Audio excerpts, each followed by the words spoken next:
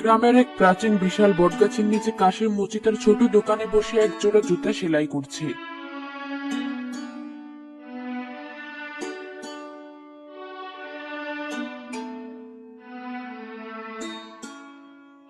একদল শিশু পাশেই খেলাধুলা করছিল। হঠাৎ তারা একসাথে কাশেম মুচির দিকে এগোয়। জানিস রবি, সবাই বলে কাশিম মুচি নাকি তার এই হাড়িতে সব বুদ্ধি ভরে রেখেছে, তাই তো সবাই তাকে বুদ্ধির হাড়ি বলে ডাকে। তাই নাকি? চল তো দেখি কি আছে ওর মধ্যে। নিশ্চয় চাতুর বুদ্ধি। আমি শুনেছি ওটা খুললে নাকি সব সমস্যার সমাধান হয়ে যায়। চল জিজ্ঞেস করি। যদি সত্যি চাতুর বুদ্ধি থাকে তাহলে তো এই গ্রামে আর কোনো সমস্যাই থাকবে না। সব ওই বুদ্ধির হাড়ি দিয়ে আমরা ঠিক করে ফেলবো।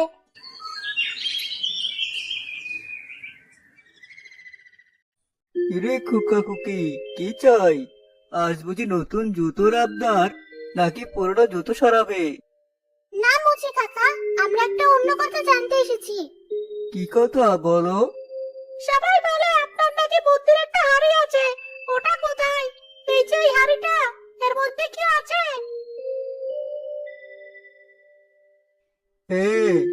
এই হাড়িটাতেই তো আবার সব বুদ্ধি আছে। এটা তো আর সাধারণ হাড়ি নয়, এই হাড়িটা 100 বছরের পুরনো। এটা আমার জীবনের অভিজ্ঞতা, আমার চিন্তা, আমার শিক্ষা দিয়ে তৈরি। কিন্তু এটা তো তার জাদু দেখায় না। বুদ্ধির হাড়ি খুলতে হয় বিশেষ কৌশলে। কি কৌশল কাকা? সেই কৌশলটা কি আমরাও জানতে পারবো? সে কথা পরে বোঝাবো। আগে তোমরা বলো, তোমাদের কি এমন সমস্যা হয়েছে যার জন্য বুদ্ধির প্রয়োজন? কারণ বুদ্ধির আসল কাজই হলো সমস্যার সমাধান করা। বিনা প্রয়োজনে তো বুদ্ধি কাজে লাগে না, তাই না? আমাদের এখন কোনো সমস্যা নেই কাকা, আমরা এমনি শুধু কৌতূহলী হয়ে জানতে চাইছিলাম। আপনি খুবই জ্ঞানী তো, তাই। বুদ্ধি শেখার জন্য সবসময় সমস্যা থাকা লাগে না, তবে সমস্যা থাকলে বুদ্ধি কাজে দেয় ভালো। তখন সে বুদ্ধিটার মূল্য বোঝা যায়। গ্রামের কয়েকজন মানুষ উত্তেজিত ভাবে কথা বলতে বলতে এদিকে আসতে থাকে।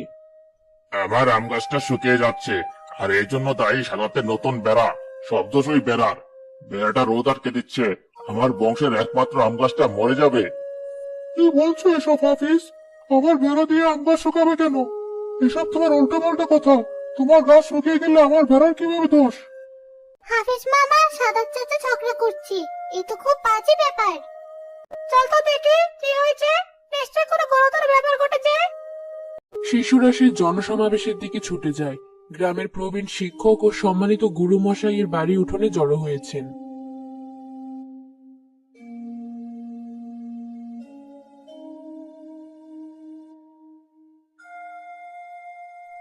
গুরুমশাই, আপনি বিচার করুন।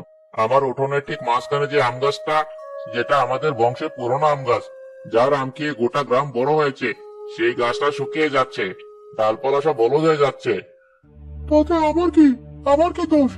আমার বেড়া আমি আমার নিয়ম মেনে দিয়েছি। তোমার গাছ শুকিয়ে গেলে আমার কি করার আছে? দোষ তোমারই। তুমি যে নতুন উঁচু বেড়া দিয়েছো, সেই বেড়ার জন্যই গাছটা রোদ পাচ্ছে না। সকাল থেকে সন্ধ্যা পর্যন্ত গাছের গায়ে ছায়া পড়ে থাকে।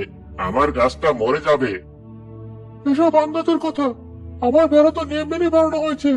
আর আমার বেড়া দিলে কি তোমার গাছ রোদ পাবে না? সকালে রোদ তো পাচ্ছে, দুপুরে কড়া রোদ না পেলে কি গাছ শুকিয়ে যায়? এসব তোমার গাছের রোগ, আমার বেড়ার দোষ নয়। শান্ত তোমরা দুজনে। এভাবে চেঁচামেচি করলে কোনো সমাধান হবে না। হাফিজ, তুমি গাছটা ভালো করে দেখেছো? অন্য কোনো সমস্যা আছে কিনা? আর কি দেখবো? আমি তো জানি আমার গাছ ছিল সবল, সতেজ। যেই সাদাতের এই বাঁশের বেড়াটা উঠলো, অমনি আমার গাছ নেতিয়ে পড়েছে। ডালপালা শুকিয়ে যাচ্ছে, আমও ধরছে না। এটাই তো প্রমাণ। এসব বাজে কথা। তুমি আমাকে অকারণে দোষারোপ করছো। এটা আমার সাথে অন্যায়। আমি তো বলি হাফিজের কথা ঠিক। সাদাতটা বড্ড একগুঁয়ে। এমন উঁচু বেড়া কেন বানাবে? গাছটার কত আম খেয়েছে সবাই, যদি মরে যায় তবে তো খুব দুঃখের ব্যাপার হবে। থামো তোমরা, তোমাদের আচরণে বিরক্ত হচ্ছে আমি। শিশুরাও ফিসফাস করে কথা বলছে তোমাদের কাণ্ড দেখে। কি শিখবে ওরা তোমাদের দেখে? তার জন্য গাছ শুকিয়ে যায়, এটা কি সম্ভব?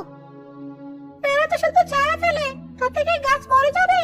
আমার তো মনে হয় আমার দাদুর গাছের উপরও তো ছায়া পড়ে, কই তার গাছ তো মরে না। কিন্তু হাফিজ মামাকে তো খুব চিন্তিত দেখাচ্ছে, গাছটা সত্যি দুর্বল হয়ে গেছে।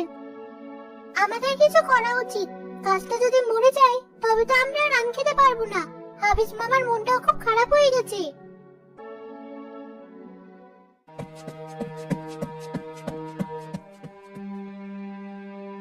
মুচি কাকা, কাকা শুনেছেন কি হয়েছে? কি হয়েছে? ঝগড়া হচ্ছে বুঝি? আমি তো দূর থেকে কোলাহল শুনতে পাচ্ছিলাম, মনে হচ্ছিল যেন গ্রামের সবাই মিলে ঝগড়ায় অংশ নিয়েছে। হ্যাঁ, হাফিজ মামার আম গাছ শুকিয়ে যাচ্ছে, আর তিনি সাদাত চাচাকে দোষ দিচ্ছেন, কারণ সাদাত চাচা নতুন বেড়া তৈরি করেছেন, আর সেই বেড়া গাছের রোদ আটকে দিচ্ছে। তাই বুঝি? রোদ আটকে দিচ্ছে? রোদ তো সবসময় একরকম থাকে, তাকে আটকে রাখা কি সহজ? হাফিজ মামা খুব রেগে আছেন, আর সাদাত চাচাও খুব কষ্ট পেয়েছেন, তাদের বন্ধুত্ব নষ্ট হয়ে যাবে মনে হচ্ছে। গাছটা মরে গেলে তো আমরা আর আগের মতো আম খেতে পারবো না। আর মা বলেছে আম গাছ মারা গেলে নাকি গ্রামে অমঙ্গল হয়। আচ্ছা, তোমরা তো বললে আমার কাছে বুদ্ধির হাড়ি আছে, এবার বলো বুদ্ধির কাজটা কি? শুধু জেনে রাখলে তো হবে না, সেটা কাজে লাগানোও জানতে হবে।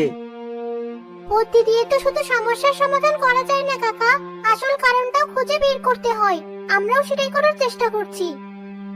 ঠিক বলেছো, কিন্তু সমাধান করতে হলে আগে কি করতে হয়? শুধু একটা সমস্যার কথা শুনলে কি সমাধান চলে আসে? আগে সমস্যাটা ভালো করে বুঝতে হয়, তাই না? হাফিজের আম গাছটা কেন শুকিয়ে যাচ্ছে? শুধু বেড়ার জন্য, নাকি অন্য কোনো কারণও আছে? একটা সমস্যার অনেক কারণ থাকতে পারে, কিন্তু আমাদের প্রায়শই প্রথম যে কারণটি চোখে পড়ে সেটাই বিশ্বাস করি। তাহলে কি করব কাকা? আমরা তো ওর গাছের চিকিৎসক নই। এবার আমার বুদ্ধির হাড়িটা তোমাদের খুলে দিচ্ছি, কিন্তু হাড়ির বুদ্ধি তোমরা নিজেরাই খুঁজে বের করবে, কারণ আসল বুদ্ধি বাইরের কোনো বস্তুতে থাকে না, সে বুদ্ধি আমাদের নিজেদের ভিতরেই থাকে। এই যে, এই তোমাদের বুদ্ধির হাড়ি, এর মধ্যে কি আছে জানো? চোখ আছে, কান আছে, আর মন আছে। এখন তোমরা একে অপরের দিকে তাকিয়ে ভাবছো এটা আবার কেমন বুদ্ধি, তাই না? হ্যাঁ কাকা, ঠিক বলেছো তুমি। তোমরা সবাই চোখ দিয়ে দেখবে, কান দিয়ে শুনবে, আর মন দিয়ে ভাববে। তোমাদের কাজ হলো হাফিজ মামার আম গাছটা ভালো করে দেখা। চোখ খুলে দেখবে যেন কিছুই তোমাদের চোখ এড়িয়ে না যায়। গাছের পাতা, ডাল, কাণ্ড, মাটি সবকিছু। শুধু বেড়াটা দেখলেই হবে না, বেড়ার আশেপাশে কি আছে সেটাও দেখবে। আর কোনো কথা না বলে, কোনো সিদ্ধান্ত না নিয়ে শুধু ভালো করে দেখবে। তারপর এসে আমাকে বলবে তোমরা কি কি দেখলে। কোনো ধারণা বা পূর্ব নির্ধারিত ভাবনা নিয়ে যাবে না। শুধু দেখবো, কোনো কথা বলবো না? আর আমরা কি কিছু খুঁজবো? শুধু সব দেখবে আর মনে রাখবে, তারপর আমার কাছে এসে বলবে চলো দেখি কার বুদ্ধির হাড়িতে কত বুদ্ধি ভরা আছে। এটা তোমাদের জন্য একটা পরীক্ষার মতো। এটা তো গোয়েন্দাগিরি। আমি দেখবো সব। আমি গাছের গোড়া থেকে দেখা শুরু করবো। আমি গাছের ডাল দেখবো, সেখানে পোকা আছে কিনা দেখবো। আমি পাতাগুলো দেখবো, পাতাগুলো কেন শুকিয়ে যাচ্ছে। আর আমি দেখবো বেড়াটা সত্যি কতটা রোদ আটকাচ্ছে, আর আশেপাশের মাটি কেমন আছে। সবার মনে থাকবে তো মুচি কাকা কি বলেছেন? আমরা শুধু দেখবো গাছটার আশেপাশে, কোনো কথা বলবো না, নিজেদের মধ্যে আলোচনাও করবো না, শুধু দেখে মনে রাখবো।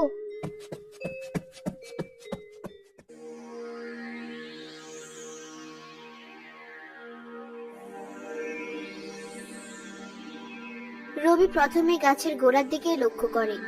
সে দেখতে পায় মাটি বেশ শক্ত হয়ে আছে, আর তাতে অনেক ফাটল ধরেছে। আরো কিছু দূরে সে একটা ছোট ইঁদুরের গর্ত দেখতে পায়, যেটা গাছের একদম গোড়ায়। এই দেখো, মাটি কত শক্ত, আর ওই দেখো ইঁদুরের গর্ত। শরৎ গাছের ডালে কিছু ছোট ছোট পোকা দেখতে পায়। পোকাগুলো ছোপ ছোপ দাগ তৈরি করেছে। সে আরো লক্ষ্য করে গাছের একটা বড় ডালে বেশ কয়েকটা ছোট ছোট গর্ত। এই দেখো, ছোট পোকা পাতা খেয়ে নিচ্ছে, আর এই ডালে গর্ত। লতা গাছের পাতাগুলো ছুঁয়ে দেখে, কিছু পাতায় শুকিয়ে যাওয়া অংশ এবং ছোপ ছোপ কালো দাগ দেখতে পায়। সে তার ছোট্ট আঙুল দিয়ে পাতার দাগগুলো পরীক্ষা করে। পাতাগুলো কেমন শুকিয়ে গেছে, আর কেমন কালো কালো দাগ, এগুলোর উপর কেমন আঠা আঠা লাগছে। মালা বেড়াটার দিকেও তাকিয়ে লক্ষ্য করে গাছের ঠিক নিচেই কিছু আগাছা জন্মেছে। এই গাছগুলো গাছের গোড়ায় জন্মেছে, এগুলোর জন্য তো গাছ পুষ্টি নাও পেতে পারে। আর বেড়াটা তো সকালের রোদ আটকায়নি। কিছুক্ষণ পর হাফিজ মামা ও সাদাত চাচা সেখানে এসে উপস্থিত হন। মুস্তফা চাচা আর রাখি বুড়িও তাদের সাথে এসেছেন। কে রে খোকা কোকি, এখানে কি করছিস? খেলছিস নাকি নাকি গাছটার মৃত্যু সাক্ষী হতে এসেছিস? হয়তো দেখছে কি করে প্যারা একটা গাছকে শেষ করে দেয়। নিশ্চয় তোমাদের হাফেজ মামা কিছু শিখিয়ে দিয়েছে। কি হলো, কথা বলছিস না কেন? এরা তো কথা বলে না, বুদ্ধি ধরেছে নাকি? দূর, এরা নিশ্চয়ই ওদের মুচি কাকাকে গিয়ে কিছু বলবে। ওদের মুচি কাকাই তো সব সমস্যার সমাধান করে। শিশুরা তবুও কোনো উত্তর না দিয়ে গাছের দিকে তাকিয়ে থাকে। সবাই তাদের দেখে বিরক্ত হয়ে চলে যায়। শিশুরা কাশেম মুচির কাছে ফিরে আসে। কি দেখা শেষ হলো তবে? কি দেখলে? তোমাদের দেখে মনে হচ্ছে যেন তোমরা একটা গুপ্তধন খুঁজে পেয়েছো। মুচি কাকা, আমরা দেখেছি, আমরা সব দেখেছি। গাছের গোড়ায় মাটি অনেক শক্ত, আর তাতে ফাটল ধরেছে। আর একটা ইঁদুরের গর্তও দেখেছি। ইঁদুর নিশ্চয় গাছের শেকড় কেটে দিচ্ছে। গাছের পাতায় ছোট ছোট পোকা হয়েছে, যারা পাতা খেয়ে নিচ্ছে। আর একটা বড় ডালে কয়েকটা গর্তও আছে, মনে হয় পোকারা সেখানে বাসা বেঁধেছে। কিছু পাতায় কালো কালো দাগও আছে, আর পাতাগুলো শুকিয়ে গেছে। পাতাগুলো কেমন আঠা আঠা লাগছে। আর গাছের গোড়ায় অনেক আগাছা জন্মেছে, যেগুলো গাছের খাবার কেড়ে নিচ্ছে। বেড়াটা রোদ আটকায়নি, সকালের রোদ গাছের উপর পড়েই আগের মতো। সাদাত চাচার বেড়ার কোনো দোষই নেই। বাহ, তোমরা তো খুব ভালো পর্যবেক্ষণ করেছো। তাহলে এখন কি মনে হচ্ছে? হাফিজ মামার গাছ শুকিয়ে যাওয়ার কারণ কি শুধু সাদাত চাচার বেড়া? না, তাহলে তোমরা কি করেছো জানো? তোমরা আমার বুদ্ধির হাড়ির আসল বুদ্ধিটা খুঁজে বের করেছো। বুদ্ধির হাড়ির কোনো জাদুর হাড়ি নয়, এটি হলো তোমার চোখ, তোমার কান আর তোমার মন। যখন তুমি ভালো করে দেখো, মন দিয়ে বোঝো, তখন তুমি সমস্যার আসল কারণটা বের করতে পারো। আর আসল কারণটা জানলে সমাধানও খুঁজে পাওয়া সহজ হয়। তোমরা তো কেবল গাছ দেখোনি, গাছের শরীরও পড়েছো। তাহলে এখন কি হবে? হাফিজ মামা কি সত্যিটা জানবেন? এবার এই বুদ্ধিটা কাজে লাগানোর পালা। আজ বিকেলে গুরু মশাইয়ের বাড়িতে হাফিজ মামা আর সাদাত চাচার বিচার হবে। তোমরা সেখানে আসবে। তোমাদের এই পর্যবেক্ষণগুলো সেখানে কাজে আসবে। তোমরা হবে সত্যের সাক্ষী। আমরা যাব, আমরা কি সবাইকে বলবো? আমরা তো দেখে এসেছি, আমরা প্রস্তুত মুচি কাকা।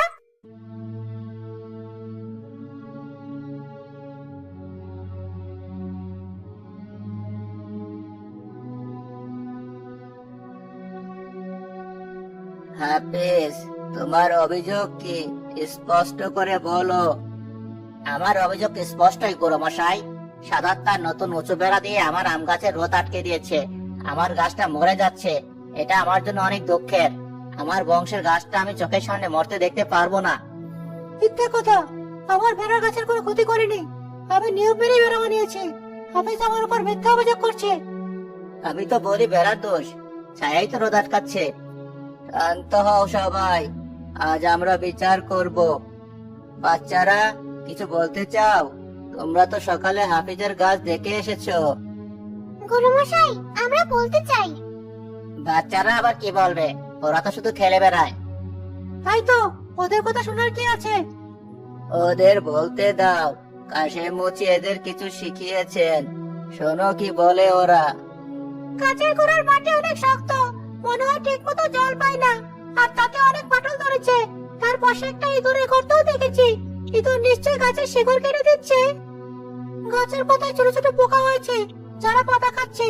আর গাছের একটা ডালে কয়েকটা গর্তও দেখেছি, মনে হয় পোকারা সেখানে বাসা বেঁধেছে। সেই পোকাগুলো গাছের রস খেয়ে নিচ্ছে। কিছু পাতায় কালো কালো দাগও আছে, আর পাতাগুলো শুকিয়ে গেছে। পাতাগুলো কেমন আঠা আঠা লাগছে, মনে হয় কোনো গাছের রোগ হয়েছে। আর আমরা বেড়াটাও দেখেছি। বেড়াটা বেশ উঁচু হলেও সকালের রোদ কিন্তু গাছের উপর পড়ে। সাদাত চাচার বেড়া কোনোভাবেই গাছের রোদ আটকে দিচ্ছে না। গাছের গোড়ায় অনেক আগাছা জন্মেছে, যেগুলো গাছের খাবার কেড়ে নিচ্ছে। এই কারণেই গাছ দুর্বল হয়ে যাচ্ছে। বেড়ার কোনো দোষ নেই। তাহলে এখন কি মনে হচ্ছে হাফিজ? তোমার গাছের সমস্যার আসল কারণ কি সাদাতের বেড়া? আমি ভুল বুঝতে পেরেছি গুরুমশাই, আমি এত খেয়াল করিনি। আমি তো ভেবেছিলাম সাদাতে আমার ক্ষতি করছে। ঠিক আছে হাফিজ, আমাকে ভুল বোঝো না। দেখুন গুরু মশাই, বুদ্ধির হাড়ি কোনো জাদু নয়, এটি হলো পর্যবেক্ষণ বিশ্লেষণের সমন্বয়। এই শিশুরা যা করেছে তা হলো চোখ খোলা রেখে দেখা, কান খোলা রেখে শোনা, আর মন দিয়ে চিন্তা করা। যখন আমরা কোনো সমস্যার গভীরে প্রবেশ করি তখন আসল সত্যটা বেরিয়ে আসে। তোমরা সবাই কাশেম মুচির আসল বুদ্ধির হাড়িটা দেখেছো। শুধু চোখে দেখা নয়, মন দিয়ে দেখায় আসল দেখা। আমি লজ্জিত আমার ভুলের জন্য। আমি আসলে বুঝতে পারিনি আমার গাছের কি হয়েছিল। ভালো মতো পর্যবেক্ষণ না করে সব দোষ তোমার উপর চাপিয়ে দিয়েছিলাম। তুমি আমাকে ক্ষমা করে দাও। আজ এই বাচ্চারা আমাকে শিখিয়ে দিল যে কোনো কিছু ভালোভাবে পর্যবেক্ষণ না করে আগে অন্য কাউকে দোষারোপ করা উচিত নয়। আমি তোমাকে ক্ষমা করে দিয়েছি। তোমার জায়গায় থাকলে আমিও হয়তো এমনটাই ভাবতাম। আমি তোমার কষ্ট বোঝার চেষ্টা না করে শুধু নিজেকে নির্দোষ প্রমাণ করতে ব্যস্ত ছিলাম। আজ এই বাচ্চাগুলো আমাদের চোখ খুলে না দিলে হয়তো আমাদের বন্ধুত্বটাই নষ্ট হয়ে যেত। দেখছো বাবা, এই বাচ্চারা কত বুদ্ধিমান। আমরা তো বুড়ো হয়ে গেলাম, এখনো কিছুই বুঝি না। কাশেম মুচির বুদ্ধি তো বাচ্চাদের মনেও ভরে গেছে। এই শিশুরা ভবিষ্যতে আরো অনেক সমস্যার সমাধান করতে শিখবে, তাদের নিজস্ব বুদ্ধির হাড়ি ব্যবহার করে। আমার বুদ্ধির হাড়ি আর ওদের দরকার পড়বে না।